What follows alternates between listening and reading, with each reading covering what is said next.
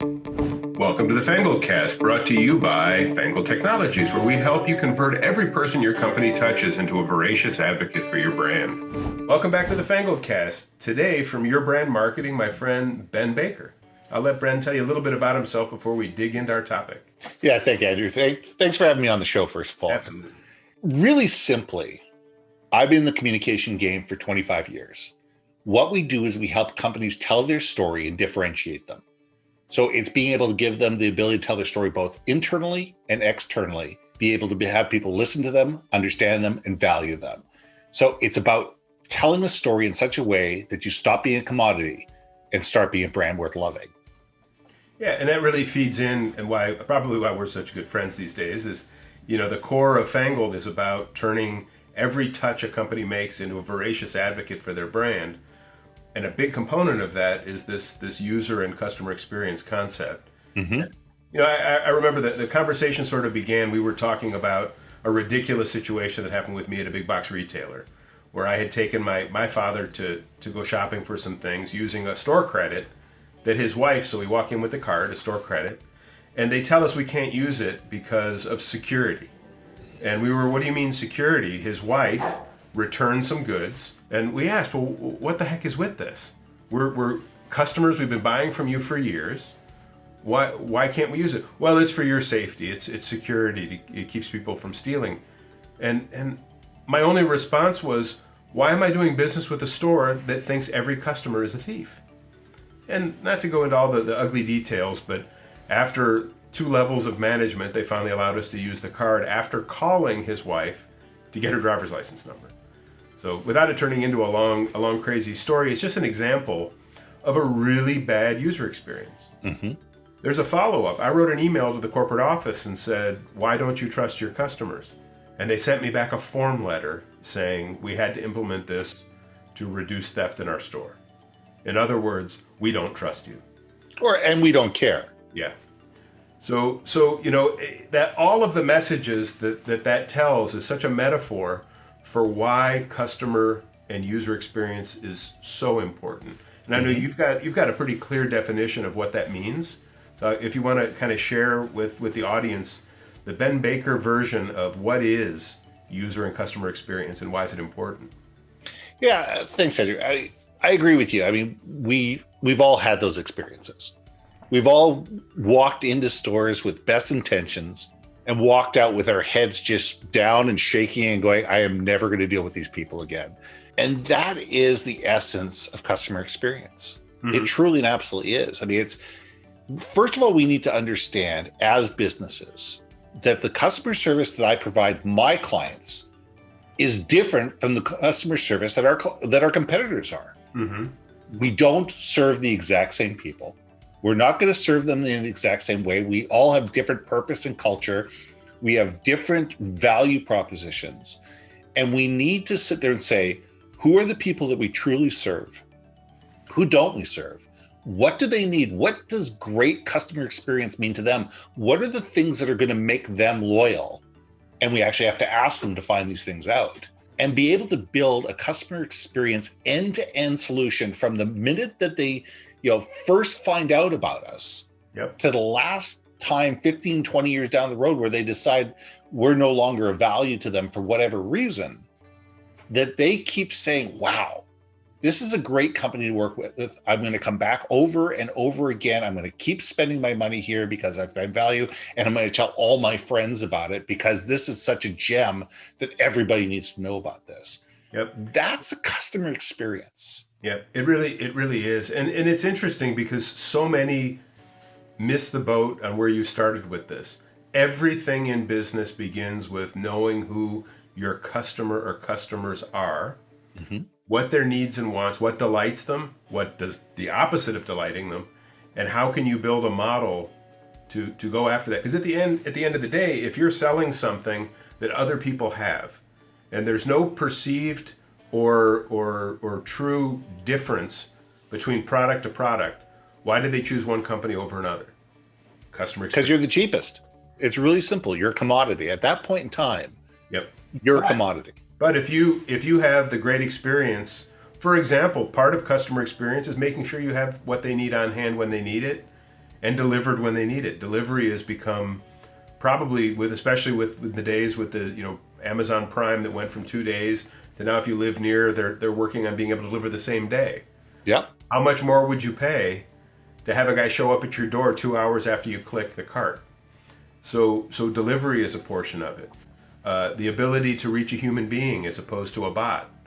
You go through the whole bot system, and what happens at the end? You finally get a person because the bot couldn't help you. What do they ask you? Everything the bot already asked you.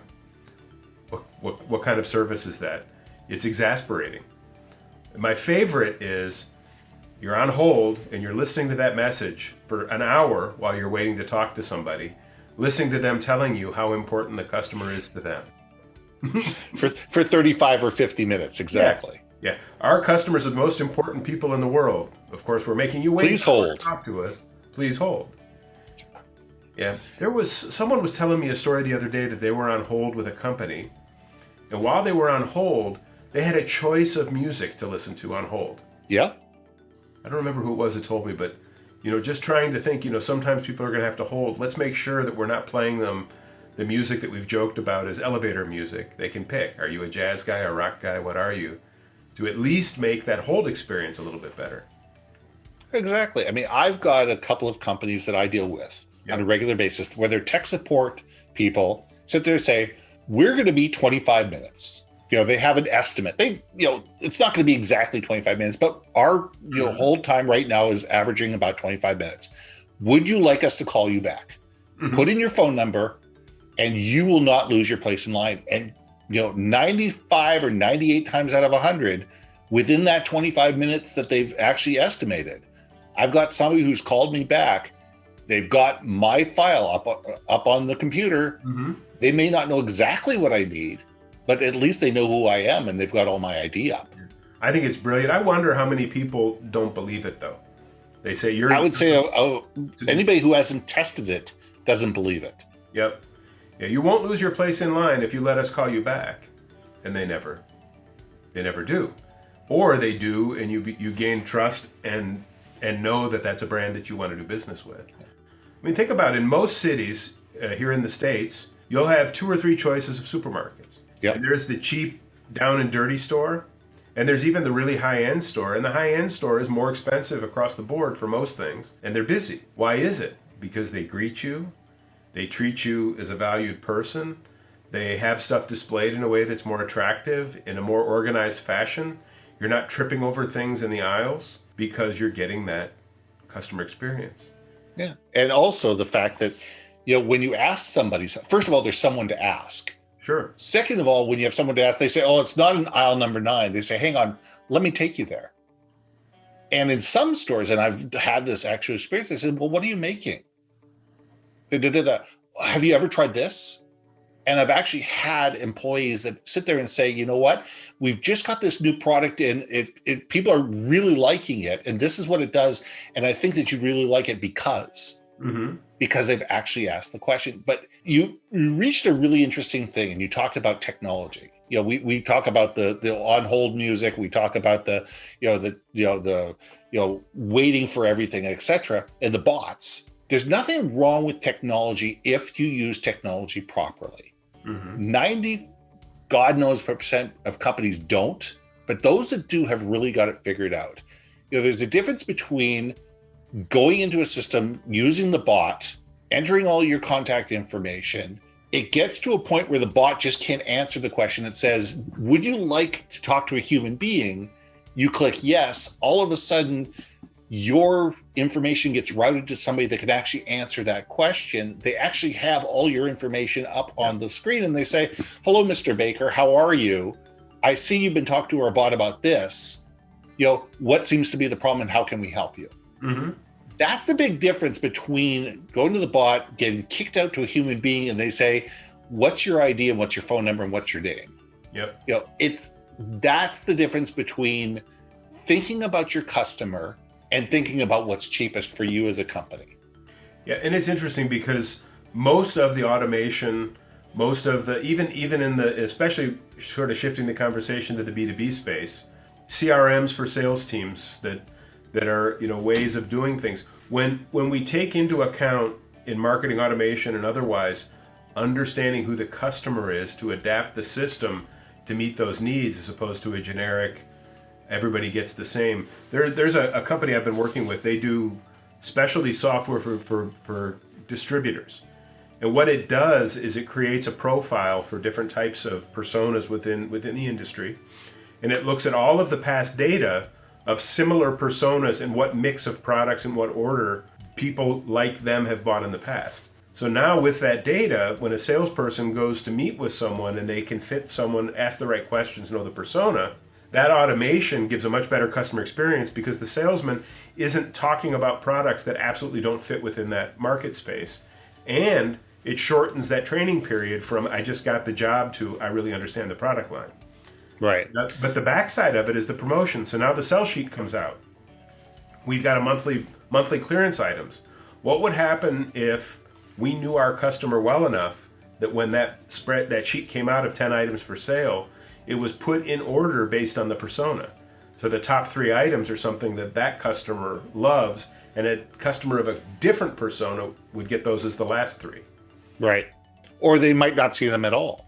Right. They might sit there and say, okay, we're going to sit there and build, personal URLs for all of our customers. And all of a sudden, based on your, specific desires, wants, needs, etc., you start getting information from us that fits what you care about. Yeah. Imagine. So when you look at their website and I look at the website and somebody else look at the website, we might see different information based on what our needs, wants, and desires are. Yep. Imagine if when you get the little card at the supermarket for your store credit and things like that. Imagine if they took the time to get to know you at that point.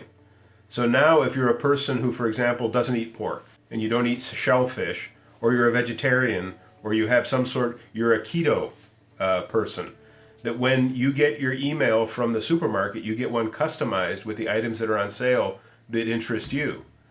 We did that 15 years ago. Yeah. 20 years ago, we used to be able to take the data from the card, you're swiping every single week or every single day when you're going to the store.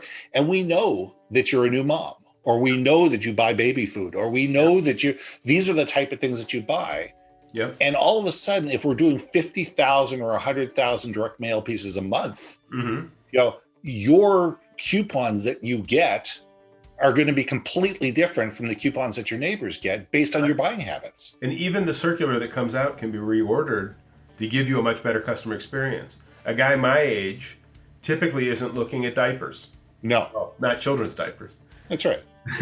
But unless you're buying it for your grandkids. But then again, that's a special. Yeah, and that's why you wouldn't want to exclude it. You certainly would want. But for example, if you knew that somebody was a very active vegan, for example, and doesn't want to know about any animal products, they could get a custom circular that only has those products so that they don't have to see that. And if you know somebody who's the opposite end, that they're just a carnivore, then those things would come up and give that experience so that the person knows better and moves forward. I remember I bought a gas grill from a big box DIY store once. And for the next 6 months, you know what I saw every day? Every time the flyer came out, it was more gas grills. Yeah. A gas grill, he must be in the gas grill market. Well, you don't buy one. I just spent $2,000 on a gas grill. I don't need another gas grill. What about looking at that data and going, gosh, a guy who bought a gas grill, everyone else who bought that grill within 3 months bought patio furniture, bought a spatula, bought a cover, bought propane. And again, all of that is how the technology can help us improve a customer experience by doing what? By knowing our customer and the behaviors and the wants of those people. So it's... And what's as important, and one thing that we're not talking about is you also need to be able to train your people to think that way. Yes. Because part of your customer experience, in fact, a huge part of your customer experience are your people. And it's not just your salespeople. It's not just your marketing people. It's your finance people. It's your operations people. It's, the person that's delivering the product at the end of the day. It's how the package is producted and shipped out the door. Every single one of those things are touch points for your customer, one way, shape, or form. Everybody is in marketing. Everybody is in sales within your company. Absolutely. You may have a great relationship with your salespeople, but every time you call the finance department to deal with something with a bill, you get aggravated. It doesn't matter how good that salesperson is. Yep. If every time you go through the entire process, it's easy to buy, and then all of a sudden, every 15th product that shows up, the box is damaged, and something within the box is missing. Let's go back for a second to the story that I told at the beginning about the DIY store. Yeah. So they wouldn't take the card. The cashier says, well, our management says this is the rule. Management comes over. Well, it's the regional supervisors. It's there. There's nothing I can do about it. Then the actual supervisor was there, came by, and said, well, I could tell corporate, but they're going to give me the same answer I gave you. Now, how difficult would it have been, even if he knew that it probably wasn't going to have any effect, is to go, you know what? What you're telling me makes a lot of sense. I'm going to bring it up at the next meeting and see if I can't get this changed. I never thought of it that way. Thank you. What would have happened if he'd been trained to do that? Even if he ends up not being able to accomplish it, but at least letting me know that I was heard and I'm not at fault for and I'm not expected to read their employee manual to be able to shop in their store. Yeah. Every single person, whether it's an employee of a company, whether it's a customer, whether it's a vendor, whether it's your wife, your kid, whatever, want to be listened to, they want to be understood, and they want to be valued. Yep. And if we can understand that, customer experience is easy because, first of all, senior leadership within a company has to empower their people to be able to make decisions. I got a great story about that. There's a great story from Zappos. Zappos is the gold standard for customer experience. Somebody calls up customer experience at Zappos and says, I don't know what to do. And the guy goes, well, what happened? He says, my wife died last week and I just had 10 boxes from your company show up on my doorstep. And I don't know what to do with these things. She's no longer here. What do I do with it? And the guy says, don't worry about it. I'm putting a credit through right now.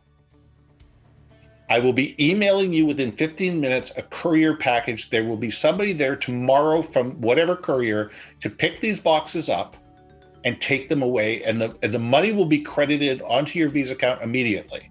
Mm-hmm. When this person hung up, they called the flower shop near this guy, ordered a flower arrangement, and had it sent to his house to say, we are sorry for the inconvenience and the stress that we caused from Zappos. Nobody told this guy to do it. Nobody, there was no company policy to do this. Mm-hmm. The employee was empowered to spend this kind of money to be able to make things right. Mm-hmm. And when we do that, when our people understand our mission, our vision, our values, what is the purpose of our company, what is important to us, and we empower them to make those type of decisions to be able to help the customer succeed, that's how customer experience gets built. And that's how legends get built. Yep, exactly. If Zappos didn't suggest it, how many people did that guy tell about the kindness of that brand as he became the advocate? And the advocate for your brand that we talk about all the time isn't just the customers. Every employee needs to be an advocate for the brand and speak that absolutely and live it, because otherwise, why are they there? You look through an office. I remember I visited an office once. The guy wanted to meet with me. It was 7:00 in the evening on a Friday, on a holiday weekend. There was no work on Monday. And I walked through the office, going desk by desk to get to the CEO's office. And I had this vision in my head as I'm looking at the faces. I'm in the galley of a slave ship with people rowing, chained to their desk. Yeah. Thinking, this company, and sure enough, every time I had engagement with that company, the employees were miserable. Why? Mm-hmm. Because they had a horrible user experience with their job. And I've always said that one thing that a bad CEO is really, really good at doing is getting people to write their resumes. Oh yeah. That's the sign of bad leadership is lots of resumes getting written. Well, the expression that I use is every employee that you lose cost you $100,000 to replace. I would think more. Because it's not just them walking out the door. It's the people that walk out the door with them. It's the animosity that it causes. It's the fact that the loss of productivity, the customers that leave because, all of a sudden things fall through the cracks. Yep. We need to understand that we can't provide great customer experience for our customers until we provide great customer experience for our employees. Yeah, and you can carry it now into the HR department. So Absolutely. An ad goes out, and a bunch of people apply for the job, and the top 5 are brought in for interviews, and they ghost all the rest of them, wondering whatever happened. Or there are companies, I know of an insurance company, they'll hire 150 people a month, knowing that they're gonna push them so hard that 10 of them stay behind. Yep. Well, we've budgeted for that. Well, you didn't budget for the negative in your community of people who hate your business because they know so many people go through that rat race to not be able to get the job when they could have taken a job somewhere else. So you start getting people who are afraid. And that experience as a user to your company has such a negative impact on your brand. Even though you're getting some decent employees, the more you do it, the longer it goes, it starts to diminish. Well, and the employees that you end up with tend to get worse and worse and worse because the good employees hear the legends and hear the stories about what it's like to go work for your company. And they're like, why do I want to be there? They can't pay me enough. Yep. And in this case, it's not even what it's like to work for your company. It's what it's like to try to work for your company. Exactly. Because if I come to work for you for a month knowing that you're going to eliminate most of us, what else could I have been doing that would have been permanent? Mm-hmm. Now I got to go back to square one. I got to go out, get my resume back on the street. I got all the stuff that people have to do. So, and that number 2 job that you were still pretty excited about is already gone. Yep. But let me share a story about a company who changed their user experience without even realizing how good it was in the first place and made things better. So it was an industrial packaging company, and they had been shouting from the hilltops for years that their products were made of a premium material. They had quality. They had all of the things that you needed to be in that industry, as we say, table stakes. Right. Everything that they did was fantastic, but the only way to be in that industry is you have to do all those things. Right. But there was nothing that differentiated them. They were making a commodity. So we dug in and we spoke to their top customers, medium customers, and ones that had recently left to find out, why do you do business with these guys?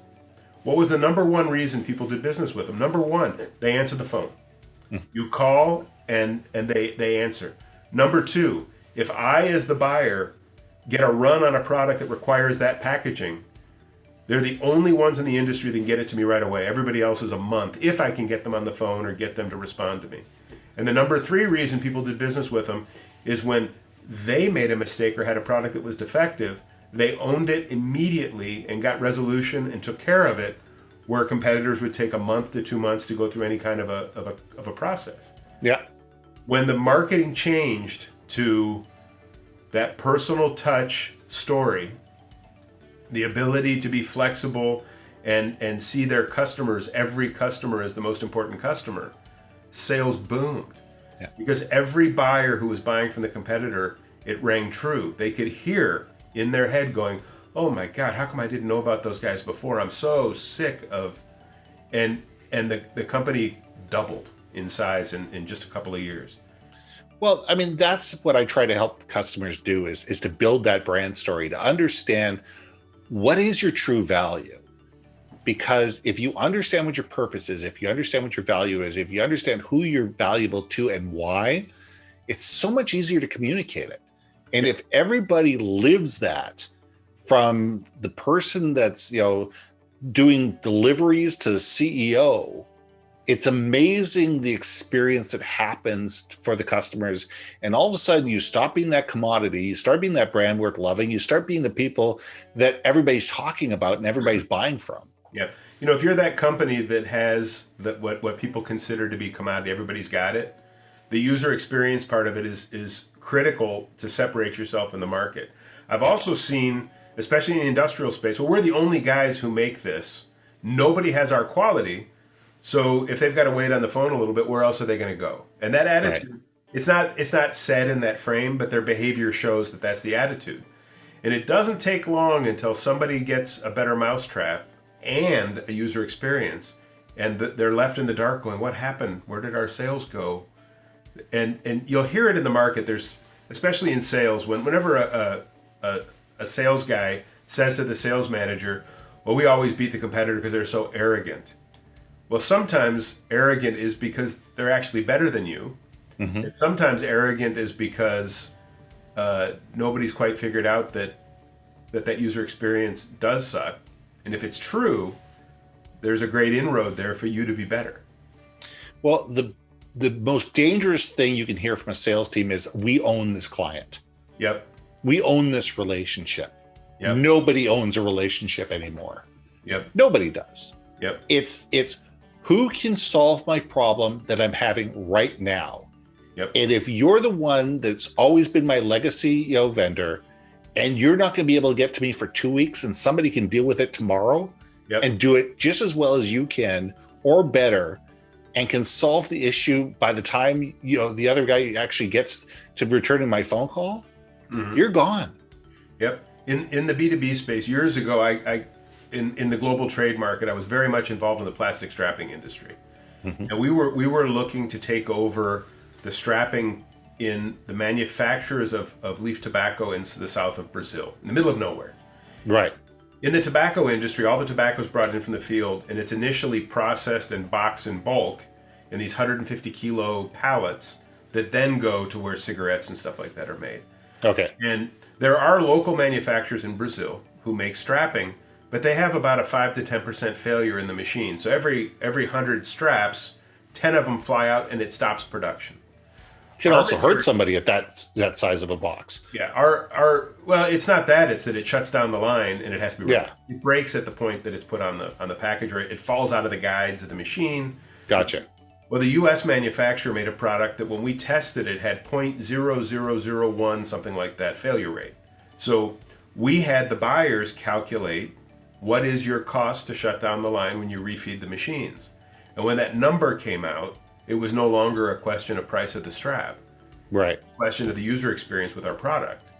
And the other part of it was that we facilitated all of the paperwork, because Brazil has extremely high import taxes. Sure. But we found through our research in the market that if they imported and kept track of how many meters of strap were used on every box they exported, they could then recuperate from the government the import tax because it was re-exported.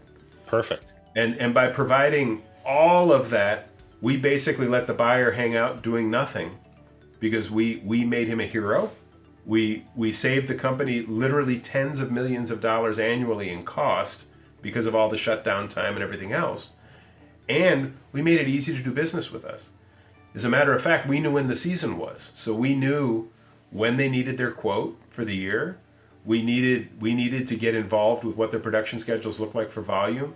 We got them in and out, timed properly, and all of that experience at a much higher price up front saved them millions. And to this day, they're still the prime supplier. The domestic manufacturers can't touch them. But it's amazing how many companies don't take the time to know their clients that well. Yeah. Understand what are the things that are truly making them pull their hair out. Mm-hmm. What are the things that are really, costing them money, costing them time, frustrating their people, and sit there going, I can fix that, and then do. Yep. But it's amazing how many companies just sit there and go, well, I can be cheaper, or I can save you 5%. Mm-hmm. And a lot of times it has nothing to do with the initial cost of something. It's the overall, cost of doing business. Like you said, it was more expensive to buy the strapping. However, you were saving them millions and millions of dollars, mm-hmm, from start to finish. Yep. I remember that was really what was important. I remember the conversation with the buyer at one of the tobacco companies. He told me he was having a competitor was trying to get the business back. Yeah. The competitor said, I can lower my price an additional 10% to get the business back. And the buyer's response was, you're going to lower my price at 10%. At what cost to me? It's the perfect metaphor for customer experience. Yeah. Because you can always make something cheaper. Sure. But what are you giving up in terms of quality, customer experience, customer service, safety? There's a million things that have to be given up in order to make something cheaper. There is no opportunity cost that isn't created. Yeah. So in the end, if you want people to know your company, research and understand your products, buy them, love them, become an advocate, and tell the world how much they love them, user and customer experience should be central to all the thinking of how you operate your company. Yeah, they have to be. Yeah. So tell me, as we're kind of running out of time, I always ask this question: is there anything about customer user experience that I didn't ask you that you want to share that could enhance this story a little bit more before we wrap up? Yeah, I think the really big thing that I have to emphasize is that we really need to take a look at it not as just us versus them, company versus customer, but it's the whole supply chain. Mm-hmm. You need to get your vendors involved. You need to have your people involved. You need to have your customers involved, and you need to bring everybody to the table to be able to sit there and say, what new solutions can we create that are going to fix the problems that we currently have? And when you can take it from a position of let's all work together instead of against each other, mm-hmm. then we're far better off, whether it's breaking down the silos within your company yourself, making sure that your key vendors are part of the process, and actually bringing the customers into the process to sit there and say, look, I need to understand what you do from end to end so I can help solve the problem better. Mm-hmm. That's where the real magic happens. When we start assuming things, when we start, piecemealing things together and figuring out things that just aren't true, that's when we run into roadblocks. Absolutely, well put. Yeah, at the end of the day, one of the greatest differentiators between companies is the user experience. Mm-hmm. And people who are treated like you know them, that you have an interest in, and they feel it, and they have that experience in doing business with you, it's always going to improve what you do, whether it's the industrial space or someone buying ice cream at the corner.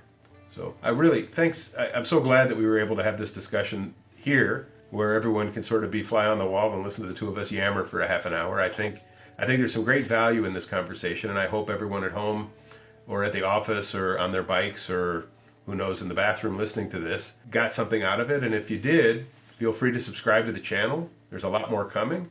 Like it, share it, send a fax to a friend. Oh wait, that's out of date, isn't it? Well, whichever way. Just call me on my pager. Yeah, send me a note on my pager, and if worst case scenario, we take telex.